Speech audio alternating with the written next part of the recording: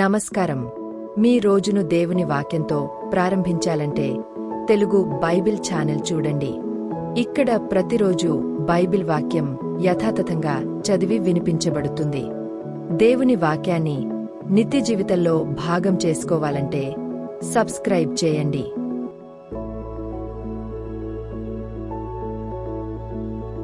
అపొస్తలుల కార్యములు 4వ అధ్యాయం. వారు ప్రజలతో మాటలాడుచుండగా యాజకులును దేవాలయపు అధిపతియు సద్దుకయులును వారు ప్రజలకు బోధించుటయు యేసును బట్టి మృతులలో నుండి పునరుత్థానము కలుగునని ప్రకటించుటయు చూచి కలవరపడి వారిమీదికి వచ్చి వారిని బలాత్కారముగా పట్టుకుని సాయంకాలమైనందున మరునాటి వరకు వారిని కావలిలో ఉంచిరి. వాక్యము వినినవారిలో అనేకులు నమ్మిరి.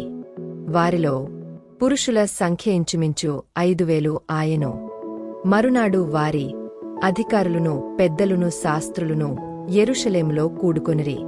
ప్రధానయాజకుడైన అన్నయు కయపయు యోహానును అలెక్సంద్రును ప్రధానయాజకుని బంధువులందరూ వారితో కూడా ఉండిరి. వారు పేతురును యోహానును మధ్యను నిలువబెట్టి, మీరు ఏ బలము చేత ఏ నామమును బట్టి దీనిని చేస్తిరని అడుగగా, పేతురు పరిశుద్ధాత్మతో నిండినవాడై ఇట్లనెను, ప్రజల అధికారులారా, పెద్దలారా, ఆ దుర్బలునికి చేయబడిన ఉపకారమును గుర్చివాడు దేనివలన స్వస్థత పొందెనని నేడు మమ్మును విమర్శించుచున్నారు గనుక మీరందరును ఇశ్రాయేలు ప్రజలందరును తెలిసికొనవలసినదేమనగా, మీరు సిలువ వేసినట్టియు మృతులలో నుండి దేవుడు లేపినట్టియు నజరేయుడైన యేసుక్రీస్తు నామముననే వీడు స్వస్థత పొంది మీ ఎదుట నిలుచుచున్నాడు. ఇల్లు కట్టువారైన మీరు తృణీకరించిన రాయి ఆయనే. ఆ రాయి మూలకు తలరాయి ఆయను. మరి ఎవనివలనను రక్షణ కలుగదు.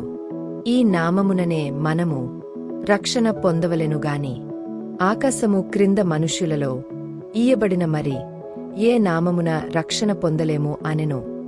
వారు పేతురు యోహానుల ధైర్యమును చూచినప్పుడు వారు విద్యలేని పామరులని గ్రహించి ఆశ్చర్యపడి వారు యేసుతో కూడా ఉండినవారని గుర్తెరిగరి.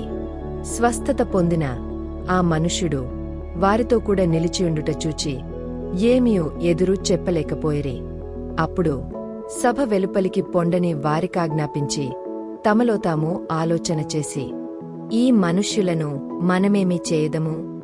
వారిచేత ప్రసిద్ధమైన సూచకక్రియ చేయబడియున్నదని యెరూషలేములో కాపురమున్న వారికందరికీ స్పష్టమే. అది జరుగలేదని చెప్పజాలము. అయినను ఇది ప్రజలలో ఇంక వ్యాపింపకుండుటకై ఇకమీదట ఈ నామమును బట్టి ఏ మనుష్యులతోనైనను మాటలాడకూడదని మనము వారిని బెదరు పెట్టవలెనని చెప్పుకొనిరి. అప్పుడు వారిని పిలిపించి, మీరు యేసు నామమును బట్టి ఎంతమాత్రమును మాటలాడకూడదు, బోధింపనుకూడదని వారికాజ్ఞాపించిరి. అందుకు పేతురును యోహానును వారిని చూచి, దేవుని మాట వినుట కంటే మీ మాట వినుట దేవుని దృష్టికి న్యాయమా? మీరే చెప్పుడి. మేము కన్నవాటిని విన్నవాటిని చెప్పకయుండలేమని వారికి ఉత్తరమిచ్చిరి. ప్రజలందరూ జరిగిన దానిని గూర్చి దేవుని మహిమపరచుచుండిరి గనుక సభవారు ప్రజలకు భయపడి వీరిని శిక్షించు విధమేమియు కనుగొనలేక వీరిని గట్టిగా బెదిరించి విడుదల చేసిరి. స్వస్థపరచుట అను ఆ సూచకక్రియ ఎవని విషయంలో చేయబడెనో వాడు 40 ఏండ్ల కంటే ఎక్కువ వయస్సు గలవాడు. వారు విడుదల నొంది తమ స్వజనుల యొద్దకు వచ్చి ప్రధానయాజకులును పెద్దలును తమతో చెప్పిన మాటలనన్నిటినీ వారికి తెలిపిరి. వారు విని ఏక మనస్సుతో దేవునికిట్లు బిగ్గరగా మొరపెట్టిరి, నాథా, నీవు ఆకాశమును భూమిని సముద్రమును వాటిలోని సమస్తమును కలుగజేసినవాడవు. అన్యజనులు ఏలా అల్లరి చేసిరి? ప్రజలెందుకు వ్యర్థమైన ఆలోచనలు పెట్టుకొనిరి? ప్రభు మీదను ఆయన క్రీస్తు మీదను భూరాజులు లేచిరి, అధికారులును ఏకముగా కూడుకొనిరి అని నీవు పరిశుద్ధాత్మ ద్వారా మా తండ్రియు నీ సేవకుడునైన దావీదు నోట పలికించితివి. ఏవి జరగవలెనని నీ హస్తమును నీ సంకల్పమును ముందు నిర్ణయించెనో వాటినన్నిటిని చేయుటకై నీవు అభిషేకించిన నీ పరిశుద్ధ సేవకుడైన యేసునకు విరోధముగా హేరోదును పొంతి పిలాతును అన్యజనులతోనూ ఇశ్రాయేలు ప్రజలతోనూ ఈ పట్టణమందు నిజముగా కూడుకొనిరి. ప్రభువా, ఈ సమయమునందు వారి బెదరింపులు చూచి రోగులను స్వస్థపరచుటకును నీ పరిశుద్ధ సేవకుడైన యేసునామము ద్వారా సూచక క్రియలను మహత్కార్యములను చేటుకును నీ చెయ్యి చాచియుండగా నీ దాసులు బహు ధైర్యముగా నీ వాక్యమును బోధించునట్లు అనుగ్రహించుము. వారు ప్రార్థన చేయగానే వారు కూడియున్న చోటు కంపించెను. అప్పుడు వారందరూ పరిశుద్ధాత్మతో నిండినవారై దేవుని వాక్యమును ధైర్యముగా బోధించిరి. విశ్వసించిన వారందరును ఏకహృదయమును ఏకాత్మయు గలవారై యుండిరి.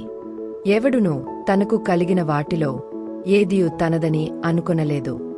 వారికి కలిగినదంతయు వారికి సమష్టిగా ఉండెను. ఇదియుగాక అపుస్తలులు బహుబలముగా ప్రభువైన యేసు పునరుత్థానమును గూర్చి సాక్ష్యమిచ్చిరి. దైవకృప అందరియందు అధికముగా ఉండెను.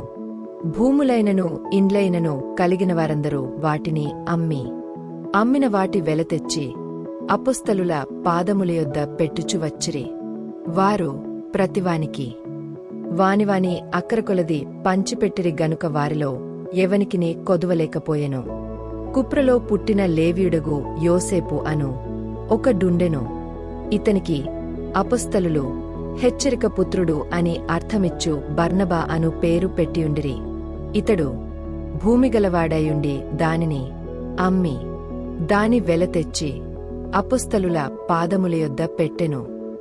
ఈ వాక్యం మీ హృదయాన్ని బలపరిస్తే లైక్ చేయండి, షేర్ చేయండి మరియు మా తెలుగు బైబిల్ ఛానల్ను సబ్స్క్రైబ్ చేయండి. యూట్యూబ్ మీరు తదుపరి వీడియోను ఇష్టపడతారని భావిస్తుంది. దయచేసి చూడండి మరియు మీ ప్రార్థన అభ్యర్థనను మాతో పంచుకోండి.